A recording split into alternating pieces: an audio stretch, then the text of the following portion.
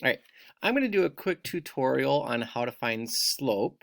I've had a lot of questions about this, and a lot of my comments from the lab have been about finding slope. So we're just going to do a quick refresher course. First, there's two ways to find slope. They are both work as long as you use them correctly. We have the rise over run method, and remember, rise is how far did you go up, run is how far did you go over. Make sure you use your scale, don't just count number of boxes. Or the other way we can do the formula, which is y2 minus y1 divided by x2 minus x1.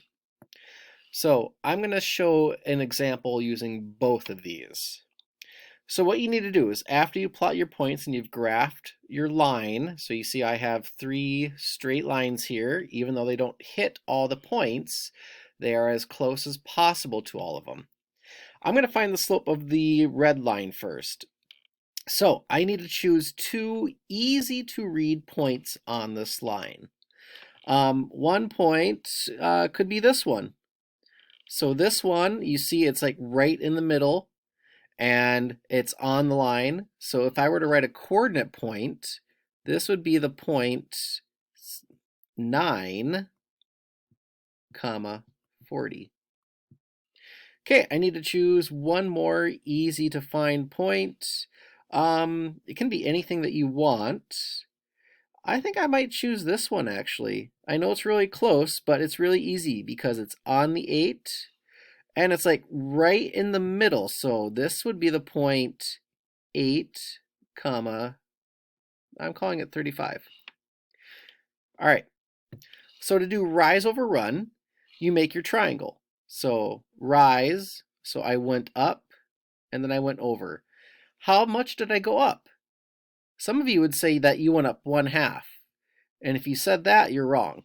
You didn't go up 1/2 because you have to look at your scale. Look at your scale here. How much is this distance? And according to my scale, this distance is 5. Okay, finally, I got to look at my run. How far did I go over? And again, it looks like it's a half a box, but if you write 1/2, you're wrong. You got to look at your scale. So what is this distance? Well, 8 is right here, 10 is right here, so I only go halfway between them, so at this distance is just 1. So then my rise over run, my rise, I went up 5. My run, I went over 1, so my slope is 5 over 1. Now with the formula, you just plug in your numbers. So it doesn't matter which one you choose for x1 and y1, but make sure you're consistent. So maybe I'll call this one x1, y1, and then I'll call this one x2, y2. So then just plug in your formula. Y2, that's 35, minus y1, that's 40, divided by x2, that's my 8, and x1, that's my 9.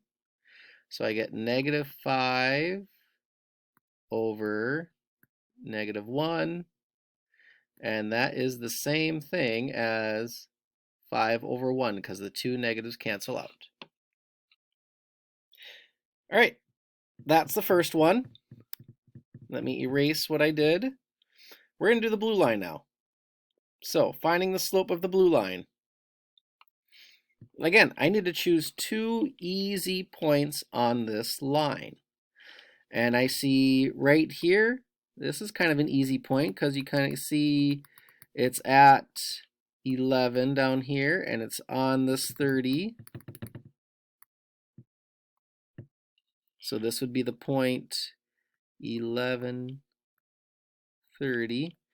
Now I got to choose one more easy to read point. And I'm going to choose this one way over here because you see that's like right in between. That's at about 3. And it's right at this 10. So this would be the point 3, comma 10. All right. So I'm going to find the slope. first I'm going to do my rise over run. So I'm going to make my triangle. I rise and then go over. Now, common mistake, I went up 1, 2 boxes. So you think that's 2, but that's wrong. Remember, do not count number of boxes. You have to think, what am I counting up by? And if you look at your scale, I'm counting up by tens. So this is really going up 10, 20. So I rise 20. Same thing with the run. Don't count boxes. If you count boxes, you'll get half, and then you get 1, 2, 3, and then another half for 4 boxes. But you got to look, what are you counting by? I'm counting by twos. So this is really 1, 2, 3, 4, 5, 6, 7, 8 for a run of 8. So then my rise over run is 20 over 8. And this can be reduced. If you divide each thing by 4, you get 5 over 2. Or if you put it in your calculator, I think you get 2.5. Okay, let's try the formula. So again, we have our 2 coordinate points. This is what we need for the formula. You need to choose one of them to be 1s, and you need to choose the other one to be 2s. So how about this time I choose this one as x1 and y1. I choose this as x2 and y2. And now let's just plug it in. y2, that is 30, minus y1, that's 10, divided by x2, that's 11, minus x1, that's 3. So I do the math, I get, 20 over 8, which is exactly what I had with the rise over run. So it doesn't matter what method you use, as long as you do it correctly, you'll get the same answer. All right, last one. We just got to do that horizontal line. If you remember back from pre-algebra, you know that horizontal lines always have a special slope. And that slope is 0. So you could just say, oh, it's a horizontal line. My slope is 0. Or if you want to do the formulas, we can do that way. So again, choose 2 points on your line. How about this one and that one? Okay, rise. How far did I go up? Oh, I went up 0. Run. How far did I go over? 2, 4, 6, 8. So my slope is 0 over 8, and we know that 0 divided by anything is 0. Let's try it with the formula. So this point here, this is 2, 20. This point here is 10, 20. So I'm going to have this one be my x2, y2. I'm going to have this one be my x1, y1. Using my formula, I got 20 minus 20 over 10 minus 2, which gets me 0 over 8, which we know is just 0. So that's a quick tutorial on how to find slope. Slope is going to be very important in this unit, so it's very important that you really know how to do this well and that you ask questions if you're not sure. Keep going strong. You're all doing awesome. And until next time, take care.